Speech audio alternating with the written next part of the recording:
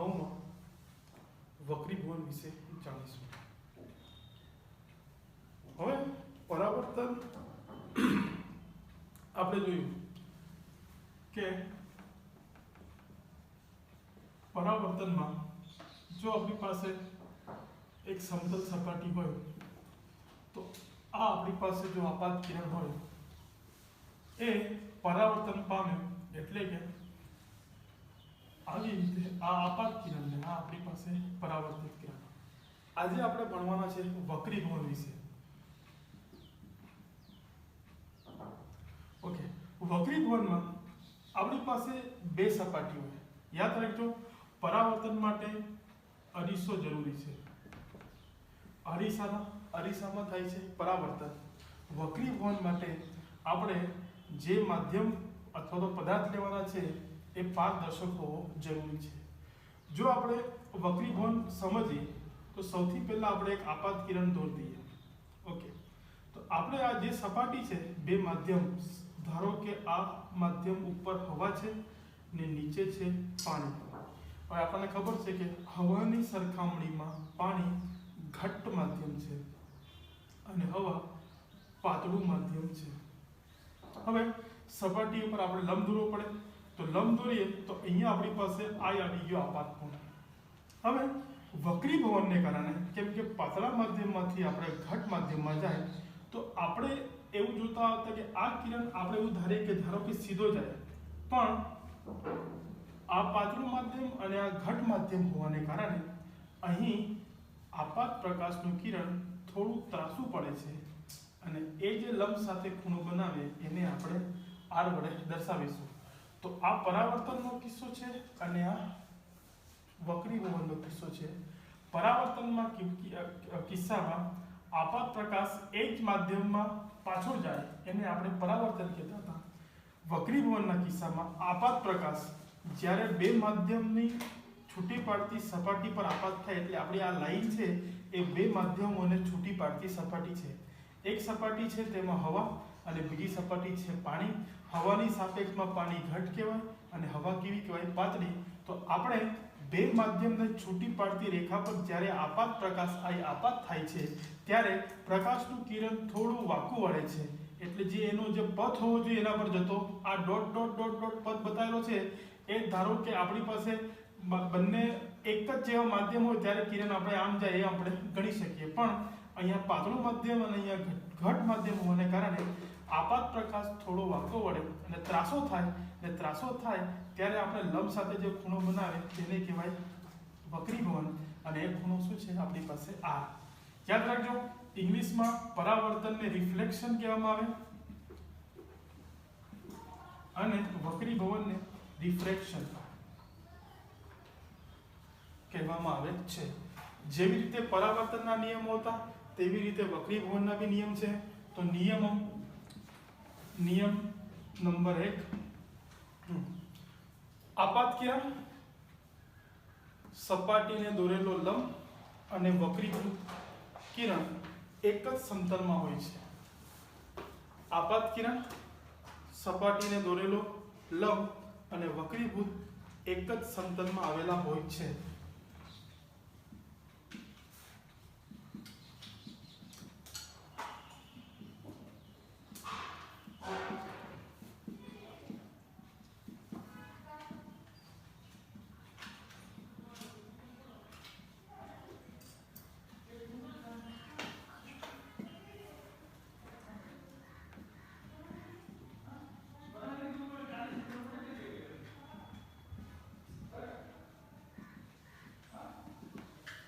આપાત કિરણ સપાટીને દોરેલો લંબ અને વક્રીભૂત કિરણ એક જ સમતલમાં આવેલા હોય છે। બીજો નિયમ છે જે આપણે ધોરણ 10 માં બી શીખેલા કે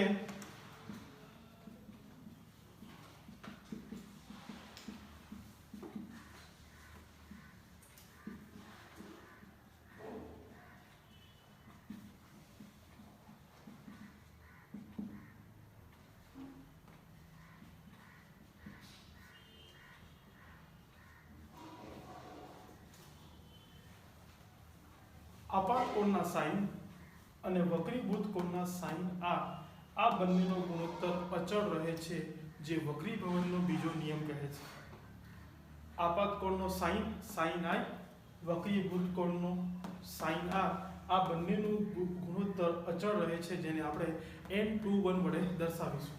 હવે n21 એટલે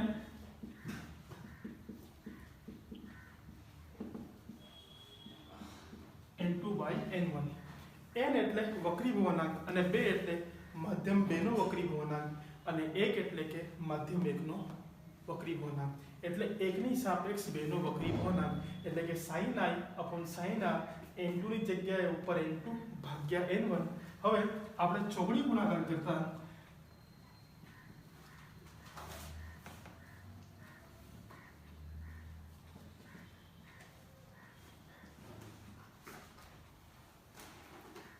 n1 sin i is equal to n2 sin r, જેને વક્રીભવન માટે સ્નેલનો નિયમ કહેવામાં આવે છે.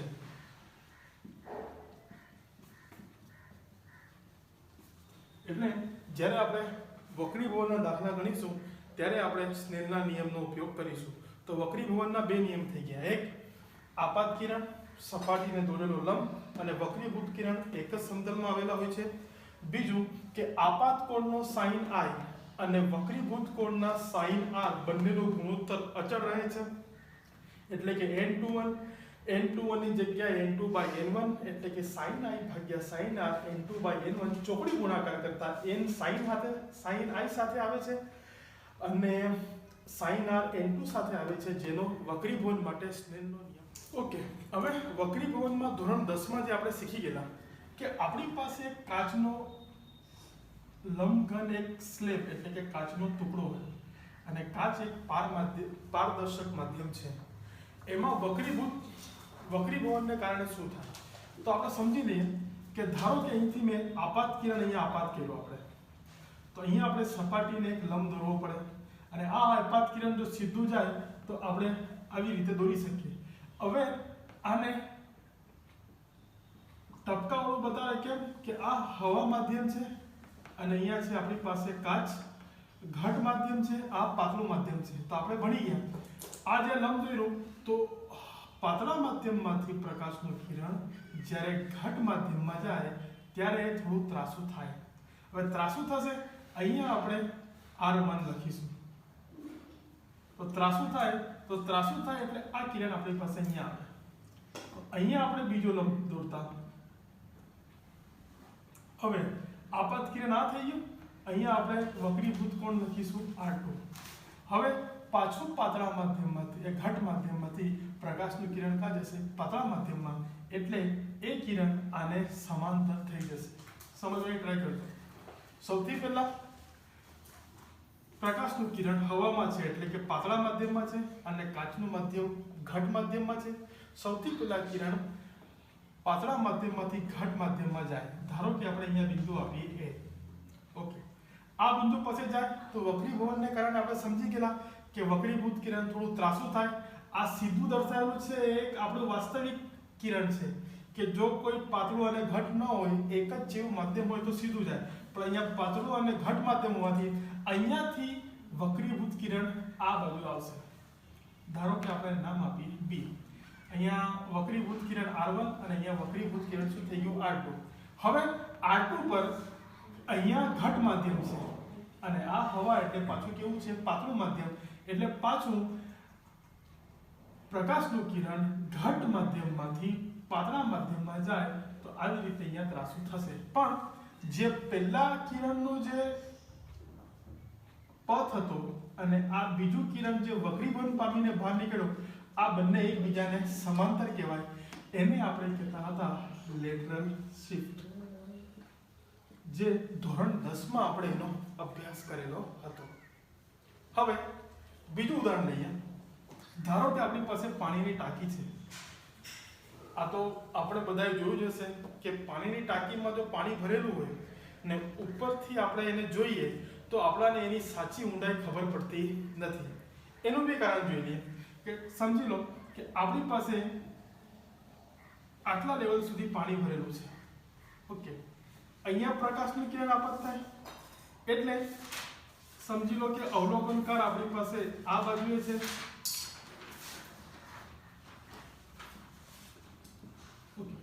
અવલોકનકાર સીધું છે તો અહીંયાથી એક આપાત કિરણ આ સાઈડ આવશે અને બીજું આ એક બિંદુ A પર આવશે અને બીજું બિંદુ B પર આવશે.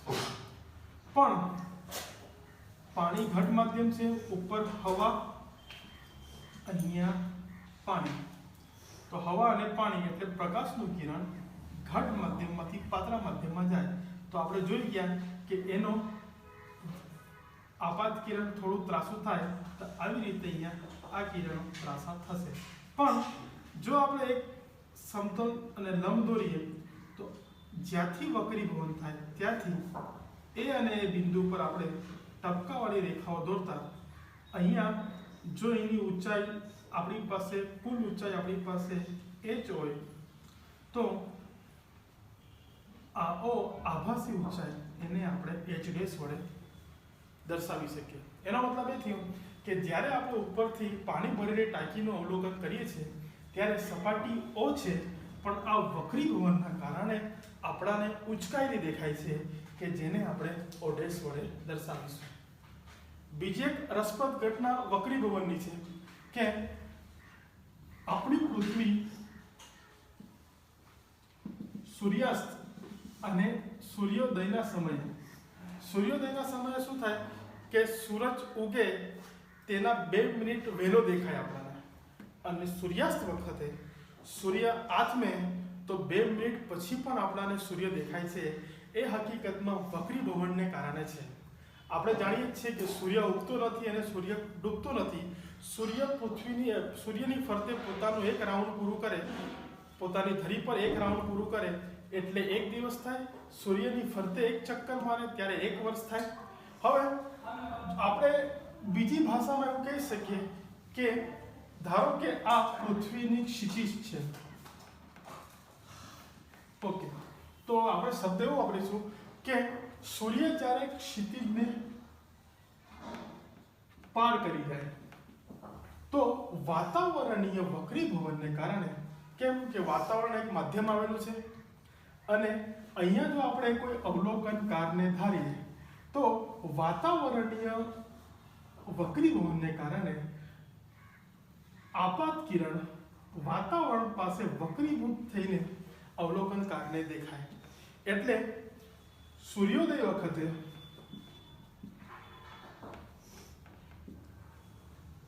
સૂર્ય 2 મિનિટ વહેલો દેખાય અને સેમ કિસ્સામાં સૂર્યાસ્ત વખતે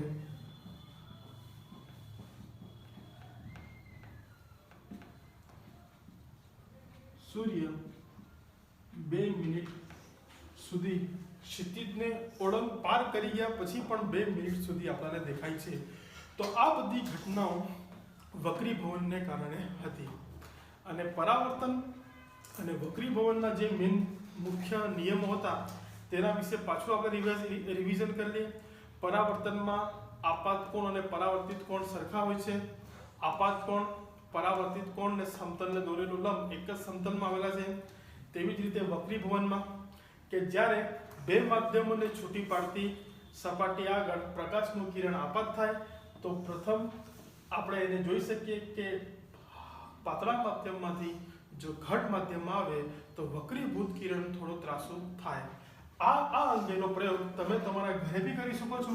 જો તમારા ઘરે કાચનો ગ્લાસ હોય તો તેમાં પાણી લો, તેમાં અડધે સુધી પાણી ભરો અને પછી એક પેન્સિલ એમાં ડૂબાડો અને તમે બહારથી જ્યારે અવલોકન કરશો ત્યારે તમને પેન્સિલ તૂટેલી દેખાશે. કેમ તૂટેલી દેખાય? કે પેન્સિલ હવાનું કિરણ, પ્રકાશનું કિરણ, પાણી એટલે કે ઘટ માધ્યમ અને હવા એટલે કે પાતળું માધ્યમ, તો પાતળા માધ્યમમાંથી ઘટ માધ્યમમાં જશે તો પ્રકાશીય વક્રીભવનને કારણે કિરણ થોડું ત્રાસું પડશે ને તમે અવલોકન બહારથી જ્યારે કરશો ત્યારે તમને પેન્સિલ તૂટેલી દેખાશે. ઓકે, હવે આપણું ટોપિક 9.4 પૂર્ણ આંતરિક પરાવર્તન. ચલો, પૂર્ણ આંતરિક પરાવર્તન હકીકતે ખૂબ જ અગત્યનું સંશોધન હતું જેના કારણે ટેકનોલોજીમાં ખાસ કરીને સંદેશા વ્યવહારમાં ઓપ્ટિકલ ફાઇબર્સ વગેરેમાં પ્રકાશના પૂર્ણ આંતરિક પરાવર્તનનો ઉપયોગ થાય છે. તો સૌથી પહેલા આપણે સમજી લઈએ કે પૂર્ણ આંતરિક પરાવર્તન એટલે શું. ધારો કે આપણી પાસે બે સપાટી છે. આ આપણી પાસે છે કાચ, જેને આપણે ઘટ્ટ માધ્યમ કહીશું. ઉપર છે આપણી પાસે હવા, એને કહીશું આપણે પાતળું માધ્યમ. સમજવાની કોશિશ કરજો. અહીંયા પ્રકાશનો સ્ત્રોત આપણી પાસે O છે. હવે જો અહીંયાથી આપાત કિરણ આપણે સીધું આપાત કરવામાં આવે તો એ જ રસ્તા પર એનું પરાવર્તન થશે. પણ આપાત કિરણને જો આપણે થોડો ત્રાસો કરીએ તો પૂર્ણ આંતરિક પરાવર્તનમાં સૌથી પહેલા યાદ રાખવાનું કે બે માધ્યમોને છૂટી પાડતી સપાટી હવા અને કાચ, જ્યારે આપણે પ્રકાશ આપાત કરીએ ત્યારે તેનું આંશિક પરાવર્તન અને આંશિક પારગમન થાય છે. કેવી રીતે? જરાક ધ્યાનથી જોજો. સમજી લો કે આપણે અહીંયા આ કિરણ થોડું ત્રાસું કર્યું, આપાત કિરણ, બરાબર છે. સપાટીને આપણે લંબ દોરીએ, અહીંયા આપણે કોઈ બિંદુ આપી દઈએ A. તો અહીંયા બે માધ્યમોને છૂટી પાડતી લીટી કે રેખા પર જ્યારે આપાત કિરણ આપાત થાય ત્યારે તેનું આંશિક પરાવર્તન અને આંશિક પારગમન થાય. જોઈ લઈએ આંશિક પરાવર્તન. તો પરાવર્તન આપણે જોઈ ગયું કે પરાવર્તન ક્યાં થશે? અહીંયા. અને અહીંયા પરાવર્તિત કોણને આપણે દર્શાવીશું I વડે. આંશિક પરાવર્તન અને આંશિક પારગમન એટલે થોડું અહીંયા ક્રોસ થશે અને આ કિરણને આપણે આપીશું R. જ્યારે પ્રકાશીય કિરણ બે માધ્યમોને છૂટી પાડતી રેખા પર આપાત થાય ત્યારે તેનું આંશિક પરાવર્તન અને આંશિક પારગમન થાય છે. હવે આપણે આપાત કિરણને મોટું કરીએ. એટલે આપાત કિરણને મોટું કરતા અહીંયા ધારો કે આપણે બિંદુ લઈ લઈએ B અને અહીંયા સપાટીને લંબ દોરતા તો આપાત કિરણ મોટું થાય તો પરાવર્તિત અને વક્રીભૂત કિરણ બી કેવું થશે? મોટું. એટલે આ વક્રીભૂત કિરણ આપણી પાસે આ તમે આકૃતિમાં જોઈ શકો છો કે મોટું થાય છે. અને આ પારગમિત કિરણ અને આ પરાવર્તિત કિરણ. તો જેમ જેમ આપણે આપાત કોણને વધારતા જઈશું તેમ તેમ વક્રીભૂત કોણ આપણો વધતો જશે. ને એક સમય એવો આવશે કે જો આપણે આ સપાટીને લંબાવીએ,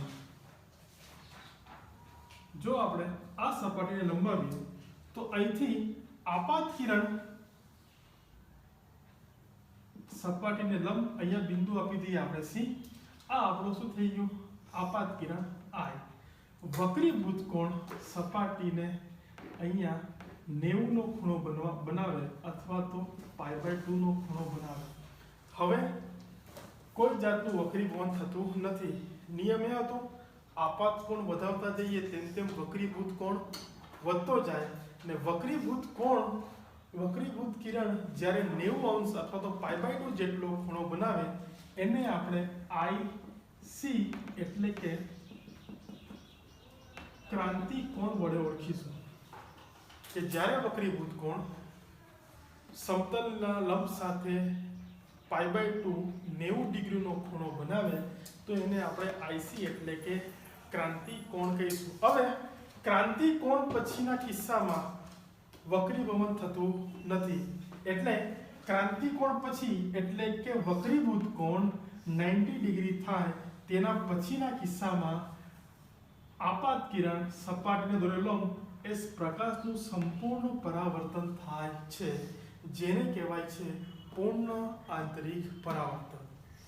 પાછું રિપીટ કરી લઈએ કે જ્યારે પ્રકાશીય કિરણ ઘટ્ટ માધ્યમમાંથી પાતળા માધ્યમમાં જાય છે ત્યારે તેનું બે માધ્યમોને છૂટી પાડતી સપાટી આકાર આંશિક પરાવર્તન થાય છે ને આંશિક પારગમન થાય છે. હવે જો આપણે નિયમ મુજબ આપાત કોણને વધારીએ તો તેમ તેમ વક્રીભૂત કોણ વધતો જશે ને એક સમય એવો આવશે કે આપાત કિરણ માટે વક્રીભૂત કોણ 90 ડિગ્રી અથવા તો π/d ડિગ્રી જેટલો થશે.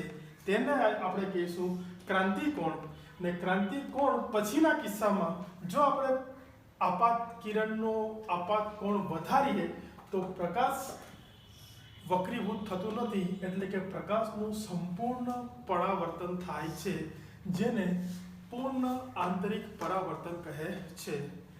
આ પહેલા કિસ્સામાં કે જ્યાંથી આંશિક પરાવર્તન ને આંશિક પારગમન થાય ત્યારે પ્રકાશની તીવ્રતા વેચાઈ જાય, થોડી વક્રીભવનમાં જાય, થોડી પરાવર્તનમાં. પણ પૂર્ણ આંતરિક પરાવર્તનની ઘટનામાં પ્રકાશની તીવ્રતા ખૂબ જ ઓછી ઘટે છે, એટલે કે પૂરેપૂરી પ્રકાશની તીવ્રતાનું પણ પરાવર્તન થાય છે, જેને પૂર્ણ આંતરિક પરાવર્તન કહે છે. પૂર્ણ એટલે કે પૂરું, આંતરિક એટલે કે અંદર, અને પરાવર્તન તો આપણે જાણતા જ છે કે આપાત કિરણ એની વિરુદ્ધ દિશામાં જાય એને આપણે કહીશું. સ્નેપના નિયમ મુજબ sin I ભાગ્યા sin R is equal to N2/N1. તો આપણે વક્રીભવન ક્યાં થતું હતું? હવામાં થતું હતું. તો હવાનું વક્રીભવન આપણે sin R is equal to 90 degree થાય, એટલે sin 90 ઇઝ ઇક્વલ ટુ 1 લેતા sin I is equal to IC, અથવા તો આપણે sin I is equal to લખી શકીએ આપણે N, કે વક્રીભૂત કોણ 90 ડિગ્રી થયા પછી સ્નેલનો નિયમ પડાતો નથી. એટલે સ્નેલનો નિયમ ક્યાં સુધી પડાય? કે જ્યારે વક્રીભૂત કોણ 90 ડિગ્રી થાય ત્યાં સુધી સ્નેલનો નિયમ. હવે પરાવર્તનના પૂર્ણ આંતરિક પરાવર્તનની ઘટના આપણે રોજિંદા જીવનમાં રોજબરોજ આપણે અનુભવીએ છીએ. એમાંથી નંબર 1 છે મરીચિકા, અને બીજું છે હીરો, કે જેને આપણે ડાયમંડ નામે ઓળખીએ છીએ. સૌથી પહેલા આપણે જોઈશું મરીચિકા. ધારો કે આપણી પાસે એક ઝાડ છે, અહીં આપણી પાસે અવલોકનકાર ઊભો છે. હવે શું થાય કે ઉનાળાની ગરમીમાં ખાસ કરીને સૂર્યના આ આપણી પાસે જો જમીન હોય તો સૂર્યના તાપથી જમીન ગરમ થાય. સૂર્યના તાપથી જમીન ગરમ થાય એટલે આ જમીનના સંપર્કમાં જેટલી હવા છે એ પણ ગરમ થાય છે, ને ગરમ થાય તે વસ્તુ પાતળી થાય, અને સૂર્યમાંથી આવતા પ્રકાશના કિરણો ઉપર હવા ઠંડી છે, નીચે જમીન ગરમ હોવાને કારણે જમીનના સંપર્કમાં રહેલી હવા પણ ગરમ થાય છે. ગરમ થાય છે એટલે કે હવા પાતળી થાય છે, એટલે માધ્યમ પાતળું બને છે, અને ઉપરની હવા ઘટ માધ્યમ તરીકે વર્તે છે.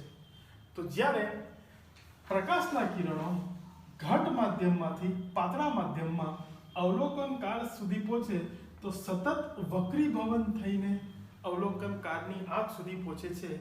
અને આ કિસ્સામાં પૂર્ણ આંતરિક પરાવર્તનને કારણે કે જ્યારે આપણે હાઈવે પર મુસાફરી કરતા હોય ત્યારે પ્રકાશના પૂર્ણ આંતરિક પરાવર્તનને કારણે કે જ્યારે પ્રકાશનું પૂર્ણ આંતરિક પરાવર્તન થતું હોય તો આપણને આગળ પાણી કે ભીની જમીન દેખાય છે, અને તેમાં વૃક્ષનું પ્રતિબિંબ ઉલટું આપણાને દેખાય છે. એ કારણ બી કોના કારણે છે? પ્રકાશના પૂર્ણ આંતરિક પરાવર્તનને કારણે છે. કે જ્યારે હવા ઘટ માધ્યમમાંથી પાતળા માધ્યમમાં આવે. કેમ ઘટ અને પાતળું? પાતળું એટલા માટે કે જમીન ગરમ હોય, જમીનના સંપર્કમાં જે હવા થાય એવી ગરમ થાય, અને ગરમ થાય એટલે હવા પાતળી થાય. એની સરખામણીમાં ઉપરની હવા ઠંડી હોય એટલે કે ઘટ હોય, કે જ્યારે પ્રકાશ ઘટમાંથી પાતળા માધ્યમમાં